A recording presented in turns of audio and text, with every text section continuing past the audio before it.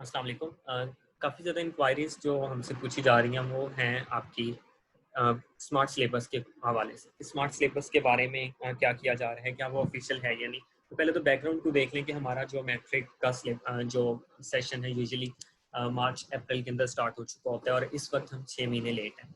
Then corona की वजह से ये भी डिसीजन लिया गया आपके जो स्कूल्स हैं या कॉलेजेस हैं उसमें हाफ स्टूडेंट्स एक दिन आएंगे और हाफ स्टूडेंट्स दूसरे दिन आएंगे, तो जिसकी वजह से हमारा सेशन जो रिड्यूस हो गया अप्रोक्सीमेटली अगर एक स्टूडेंट की बात करें, इंडिविजुअल स्टूडेंट के लिए ऑलमोस्ट वो 4 मंथ्स का ही रह गया। बेशक हमारे पास टाइम 7 मंथ्स है, लेकिन जब हम क्लास वर्क की बात करें, जो क्लास में हमने काम करना है, तो अप्रोक्सीमेटली वो 4 मंथ्स का बन जाएगा। तो इस सिलसिले में जो पंजाब गवर्नमेंट है और बाकी जो प्रोविंसेस हैं पाकिस्तान की, उनकी गवर्नमेंट ने ये डिसीजन किया है कि इस दफ़ा हम एक एक्सेलरेटेड लर्निंग प्रोग्राम ALP के नाम से जिसको कहा गया वो पूरे पाकिस्तान में जारी किया जाए और उस सिलेबस को स्ट्रिक्टली फॉलो किया जाए, पेपर्स बनाने के लिए भी और बाकी चीज़ों के लिए भी। तो तलबा की आसानी के लिए इस तरह काम किया गया। अब हमें कैसे पता चलेगा कि ये सिलेबस ऑफिशियल है या नहीं? तो इसके लिए मैं आपको एक वेबसाइट बता देता हूँ, pctb.punjab.gov.pk। आप इस वेबसाइट के ऊपर जाएंगे तो ये वेबसाइट आपके पास जो Punjab curriculum text books board की ऑफिशियल वेबसाइट आपके सामने, ये वेबसाइट है Punjab curriculum and text books board. इस वेबसाइट का सबसे बड़ा फीचर ये है कि आप यहाँ पे पहली क्लास से लेके 12वीं क्लास तक की कोई भी बुक्स डाउनलोड कर सकते हैं। आपकी करिकुलम के हवाले से कोई भी क्वेश्चन उसका आप यहाँ पे आंसर किया जाता है। इसके अलावा फॉर एग्जांपल आपने पिछले दिनों में जो पब्लिशर्स बैन हुए थे, जिनकी बुक्स की लिस्ट क्यों बैन हुए, कौन से पब्लिशर्स अंडर रिव्यू हैं, वो सारी इन्फॉर्मेशन यहाँ पे थी। क्विकली हम मूव करते हैं अपने ALP की तरफ। हमने डाउनलोड कैसे करना, इन्फो डेस्क के ऊपर क्लिक करेंगे आप, तो यहाँ पे लास्ट पे आपको मिलेगा ALP for class 1 to 5, 6 to 8 and 9 to 10। ये ऑफिशियली अपलोड कर दिया गया है पहली 10 क्लासेस के लिए। इंटर के बारे में जो क्वेश्चन किया जा रहा है कि इंटर का सिलेबस है वो भी रिड्यूस हो रहा है और उस पर भी काम जारी है। With in 3 weeks same website के ऊपर आपको इंटर का सिलेबस भी मिल जाएगा। अगर हमने डाउनलोड करना है किसी भी सिलेबस को, तो सिंपली आप लोगों ने क्या करना है, इसके ऊपर आप लोग क्लिक करेंगे। आप क्लिक करेंगे तो आपकी ये डाउनलोडिंग क्या हो जाएगी, यहाँ पे स्टार्ट हो जाएगी। अब अगर हम डाउनलोडिंग फाइल की तरफ जाएं तो हमारे पास ये सिलेबस है जो कि जिसको हम स्मार्ट सिलेबस का नाम दे रहे हैं।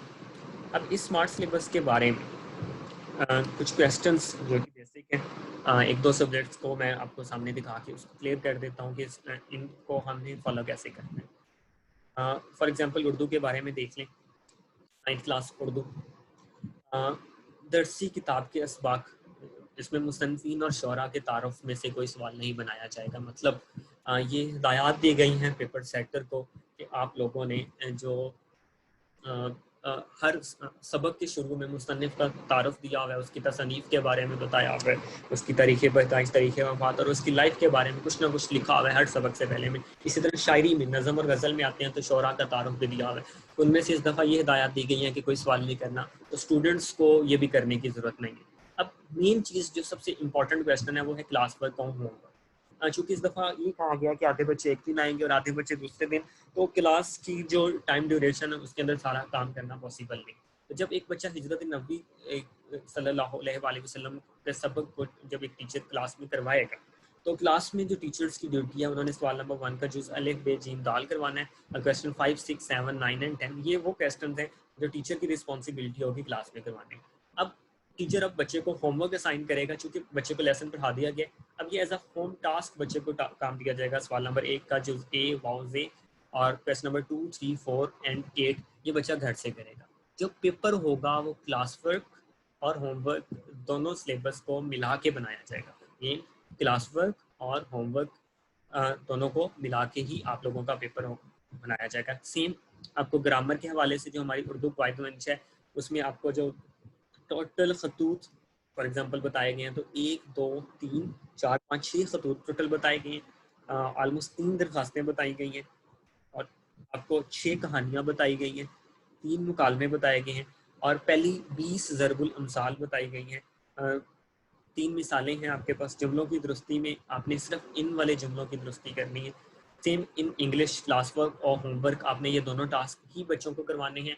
चूँकि क्लास वर्क वाले तो टीचर की निगरानी में होगा, लेकिन होमवर्क के ऊपर भी टीचर को फोकस करना पड़ेगा। जो पेपर बनना है वो क्लास वर्क और होमवर्क दोनों चीज़ों से मिलके बनना है। अप्रोक्सीमेटली हमारा ये 40% सिलेबस जो उन्होंने शॉर्ट किया है, तो ये चीज़ें क्लास वर्क और होमवर्क दोनों चीज़ों पे टीचर करवाना है। स्ट्रिक्टली जो अब आपका पेपर सेटर होगा वो 95% इस सिलेबस को फॉलो करेगा। जस्ट 5% चांसेस हैं, जिस तरह के पहले होता था कि एक्सरसाइज से हट के कुछ क्वेश्चन आते थे, तो चांसेस हैं कि एक्सरसाइज से हट के कुछ क्वेश्चन जो विद इन चैप्टर होते हैं वो पूछे जा सकते हैं। तो आपने बच्चों को at the end of the day जब आप लोग सिलेबस को एक दफ़ा इसको गो थ्रू करवा लेंगे, तो उसके बाद आप लोगों ने एडिशनल क्वेश्चंस भी बच्चों को लाजमी तौर पे करवाने हैं। जो टॉपिक्स हमें कहे गए हैं उन टॉपिक्स से रेलिवेंट एडिशनल क्वेश्चन के ऊपर भी बच्चों की ग्रिप होनी चाहिए, ताकि बच्चे का किसी किस्म का लॉस ना हो। सेकंड क्वेश्चन बच्चों का जो पूछा जा रहा था वो ये था कि क्या पेरेंट स्कीम इस दफ़ा फॉलो होगी। डेफिनेटली इस दफ़ा पहले से ज़्यादा स्ट्रिक्टली पेरेंट स्कीम फॉलो होगी, और पंजाब के तमाम बोर्ड्स के अंदर जो पेरेंट स्कीम होगी वो सेम होगी। तो ये एक कंप्लीट सिलेबस का रिव्यू है। आप टीचर्स इसी सिलेबस को फॉलो करेंगे, इसी सिलेबस के अकॉर्डिंग अपने जो टेस्ट हैं, असेसमेंट्स हैं, असाइनमेंट्स हैं वो बच्चों को देंगे, और जो पेपर सेटर होगा वो इसी सिलेबस को फॉलो करते हुए आपका जो भी पेपर बनाएगा। अब एमसीक्यूज़ के हवाले से ही जब बात याद रखनी है कि एमसीक्यूज़ लाजमी नहीं है, जिस तरह के पहले होता है कि एक्सरसाइज से ही नहीं आते, आउट ऑफ एक्सरसाइज होते हैं। तो जो आपके पास फॉर एग्जांपल मैं फिजिक्स की बात करूँ, फिजिक्स में अगर 12 एमसीक्यूज़ हैं तो 12 में से 10 एमसीक्यूज़ तो इसी स्कोप में से आएंगे, लेकिन 2 से 3 एमसीक्यूज़ चांसेस होते हैं वो out of exercise with in the topic भी पूछे जा सकते हैं। Same in mathematics and other subjects आप लोगों ने इस चीज़ को क्या करना होगा, फॉलो करना होगा। ये सारा सिलेबस है ऑफिशियली मैट्रिक क्लास तक, जो आप लोग इस वेबसाइट पे आके क्या कर लेंगे, आप लोगों ने डाउनलोड कर लेना है। आई होप ये चीज़ आपको क्लियर हो गई होगी।